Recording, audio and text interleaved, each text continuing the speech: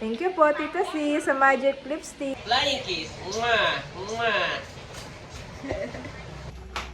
Ayan mga kabeshi, kuluan na at ako rin po ay nagpiga nitong kalamansi. So yun, eto na po mga kabeshi ang ulam ng mga bata. Thank you po, Tita Janet.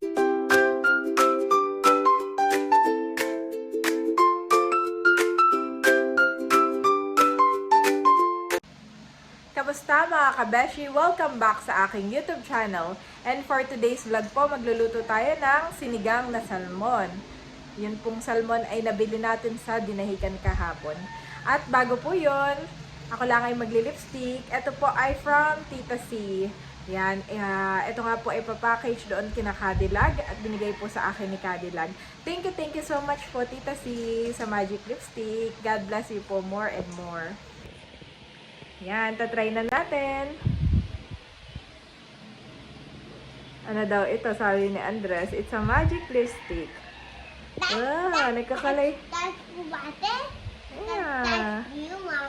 Yeah. Wow, ang ganda po. Thank you po, Tita C, sa magic lipstick. Mahilig nga po ako sa lipstick. Ito nga pong suot ni Andres ay from Ma'am Judy and Ma'am Joanne. Says, Kid Genius. Mommy Genius. Ay, is Genius and Bobby. Kami nga po ni Daddy ay busy ngayon maglaba at mag-ayos po dito sa kwarto. Thank you Lord at medyo tumila na po ang ulan. Yan, marami po kami sinampay, yung aming mga pangos. Maaga nga po kami kumilos ni Daddy at naglaba. Sana po ay tuloy-tuloy ang init ngayon. So ayan po mga kabeshi, nakaprepare na itong ating pangsigang. Meron tayong salmon. Ito po ay dalawa na bili natin sa dinahikan. At ito pong kangkong. At iyan pong mga bawang sibuyas, kamatis, siling haba at saka mix, sinigang mix. At ilalagay ko na po dito sa ating tubig ang ibang mga ingredients. Lagay na natin ito, except po dun sa siling haba.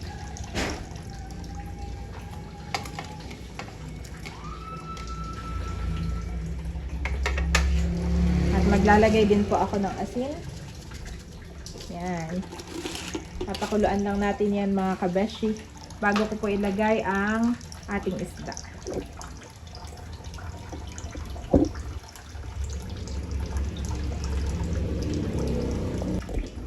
Kuluan na mga kabeshi ang ating sabaw at lalagay ko na po itong ating mga isda. Yan.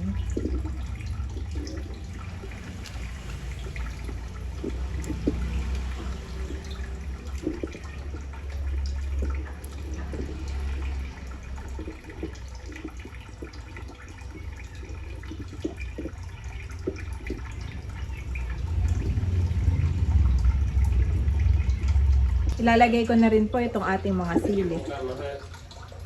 Yan. At ilalagay ko na rin po itong sinigang mix. Mahal takalan o. Ang apat at aking hugasan dito. Si Mahal naman po ay magsasaing na. Ayan mga kabeshi, kuluan na. At ako rin po ay nagpiga nitong kalamansi. Yan, karagdagan. Parang feeling ko'y kulang yung pampaasim. At yun po ay maliit lang. Yan. At dito naman po mga kabeshi, si Daddy ay magbabox nitong mga padala po ni Ma'am Judy at Ma'am Joanne kay Sian. Ay amin na pong ipapadala mamaya. Bound for Baguio via JNT po yan mga kabeshi. Dinagdagan ko na rin po pala ng mga vitamins na bigay ni Ate Nels dahil ito pong Propan ay bigay sa kanila para kay Teo ay napakarami po kaya si Ate Nels at si Melot ay nag-share sa ibang mga kids. Ay ako rin po ay mag-share sa Baguio. Matagal pa naman yung expiration. Yan. Ito po ay pampaganang kumain. Sakto at medyo payat yung mga pamangkin ko doon. Sakto po at ito ay hanggang 7 years old naman. Meron ako pamangkin na isang 4 years old at dalawang 6 years old. Thank you so much po Ma'am Judy, Ma'am Joanne at sa nagbigay po ng vitamins. Ayan, at tuluan na mga kabeshi. Wow! Tuluan na po. Saka, tigman na natin.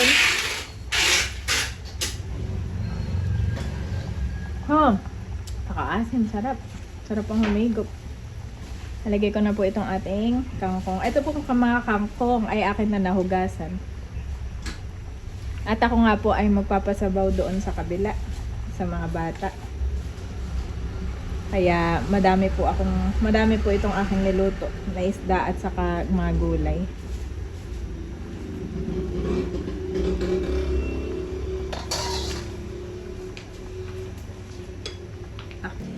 Ito po mga ipapadala ay binabubble wrap pa ni Daddy.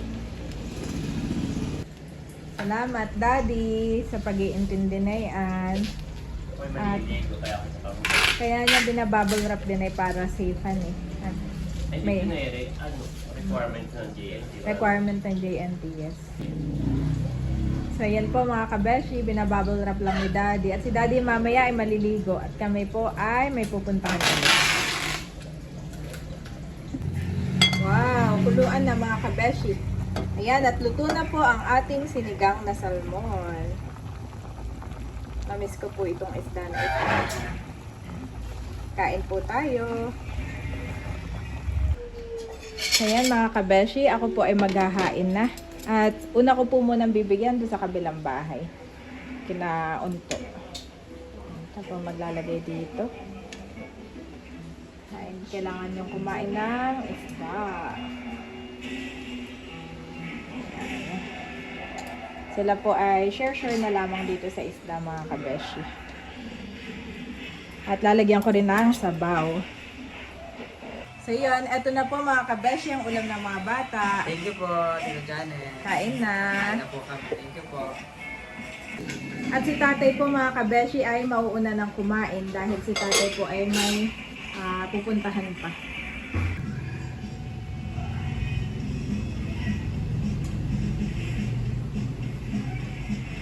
Kain na guys. Kami po ni Daddy ay hanap na yung gitara. Ay kay Bobby palang kwarto na ginagamit. Kanina pa namin hinahanap, Bobby. Pati na outfit ni Bobby. Tayo mo nga mama dito. Patingin nga ng outfit na yan. Wow! Bobby, tot-ot-ot! Wow! Guwapo! Tagi man na si Nanay, Daddy, at ako'y naghain na. Kain na po. Kain na tayo.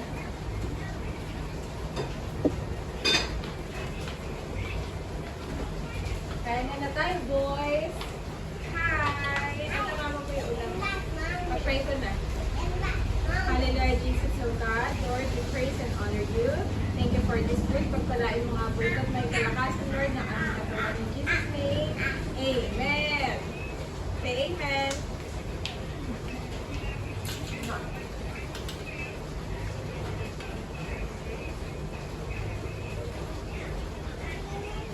May bangus pa yata doon na. Ayos na. Ha? Ay, yung ano kanina.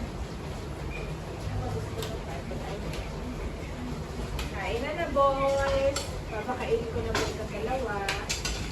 Inawag ko na rin po si Nanay at saka si Mahal. May ginagawa lang po.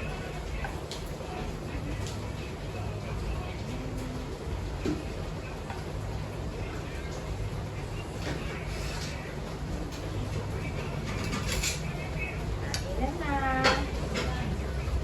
Dun sa steamer, may bago na steamer. Meron pa po akong bangus na niluto ko bangus ay mayroon pa.